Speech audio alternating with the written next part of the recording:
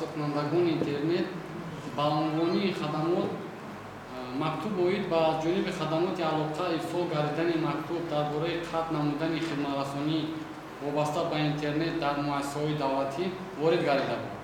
طور شما آگاهی دارید مکتوب مذکور اینچنین با عنوان یک قطار وزارت و اداره‌ها دستگاه اجرایی پرزیدنت جمهوری تاجیکستان حکومت جمهوری تاجیکستان ارسال گردیده است. این زمان طوری که شما اطلاع دارید ما وابسته به مسئله مذکور از خدمات علاقه درخواست معلومات کردیم.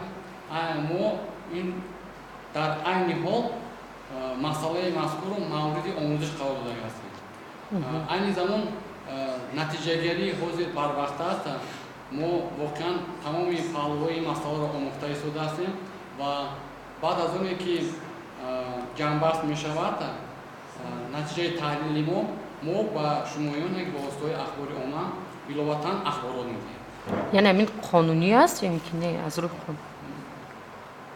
ما این خیلی حاضر با پاسخی پورا داده نمیتونیم تا اینکه نتیجه های تحلیل همه طرفه نداشته باشیم.